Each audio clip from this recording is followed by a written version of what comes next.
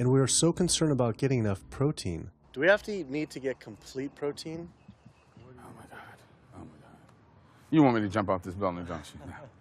Well, first of all protein is made by plants. I'll state that again for the record. All protein is initially made by plants, all of it.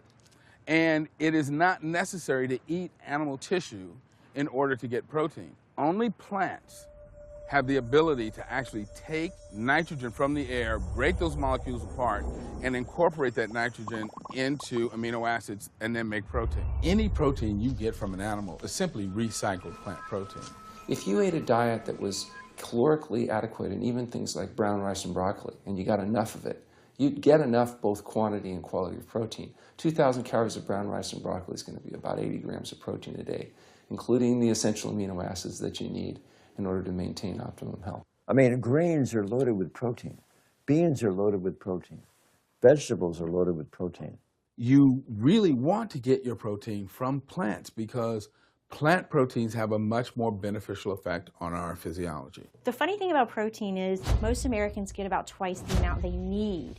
Most Americans get less than half the amount of fiber they need. But the conversation tends to always be about protein. So in my mind, it's just this magical marketing campaign that protein has taken on over the decades. The question is not where do you get your protein, it's where do you get your fiber?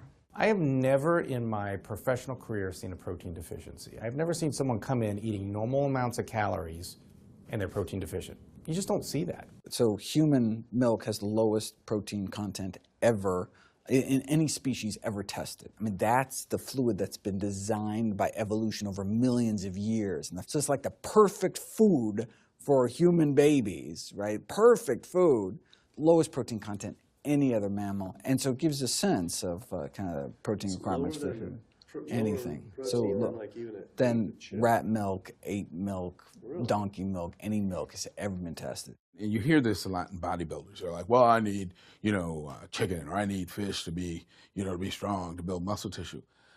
That is utter nonsense. The largest, strongest terrestrial animals on the planet are all herbivores. The biggest, strongest animals are all herbivores. When we bring in people and they're on meaty diets and we transition them to a plant-based diet, we always track what they're eating. Their vitamin intake goes up. Their nutrition overall goes up, dramatically better.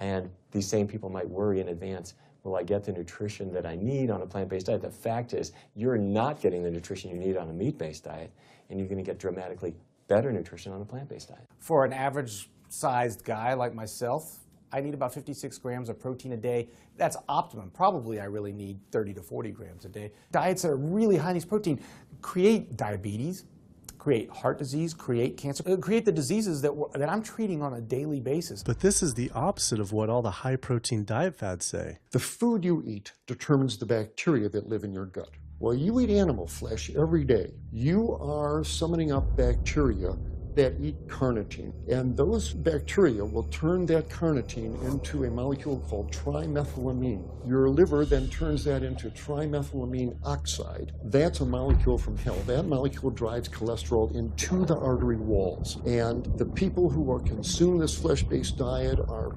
contributing to plaque building up. They may lose weight on this diet, and that's good. But what's happening inside your arteries, paleo friends? What's happening is that plaque is building up, and these are the folks who drop dead at the gym at 39. Boy, he was lean and he looked really good. But where is that cholesterol going? It's going into your artery walls. So I believe these paleo folks are setting themselves up for an epidemic of clogged arteries, colon cancers, autoimmune diseases.